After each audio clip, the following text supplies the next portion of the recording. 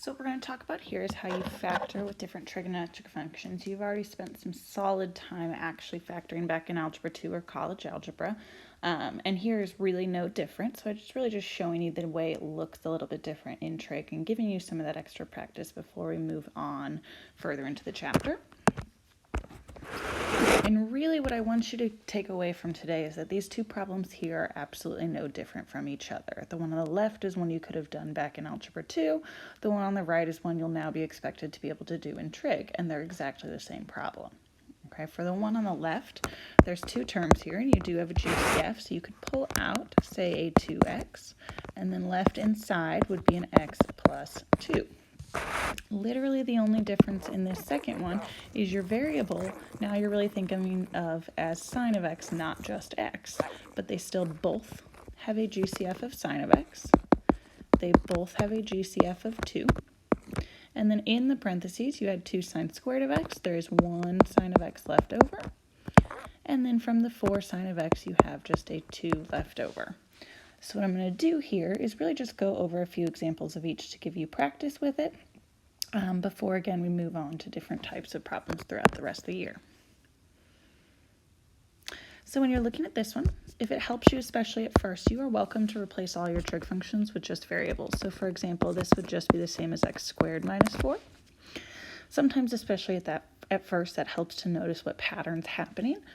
For example, here, this is your difference of squares pattern that, again, you learned how to factor in either Algebra 2 or college algebra.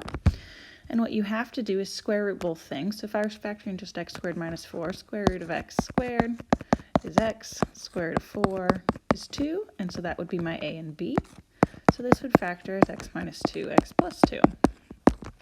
Same exact thing for the cosine squared of x minus 4 then, except I'm going to change my x's to cosines. So my answer for this problem is just cosine of x minus 2 times cosine of x plus 2.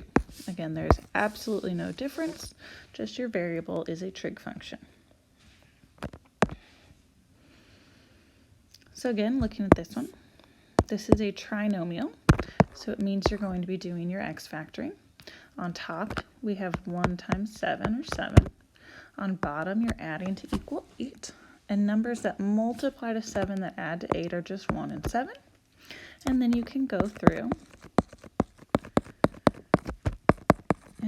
and rewrite your problem so that you can factor it. Again, you are welcome to just write this as x's instead of tangents if that makes your life easier. Sometimes it's just less to write, which is kind of nice. But we would draw our line down the middle and factor,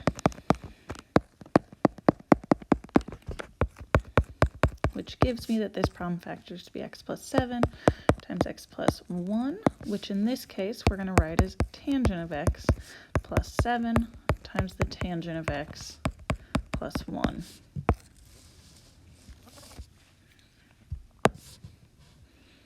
One more, just to make sure you remember how to factor it as well.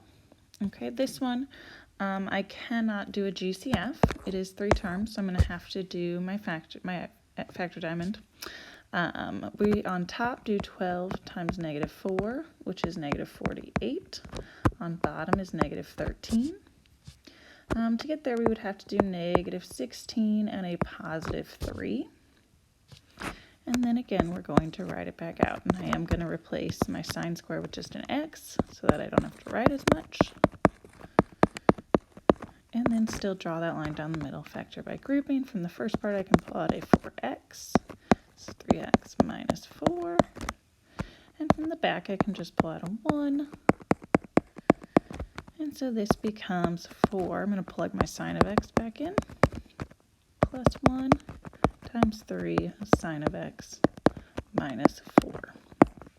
Again, in future chapters, there will be quite a bit of factoring with trig functions plugged in, so this is just good practice to get you ready for that.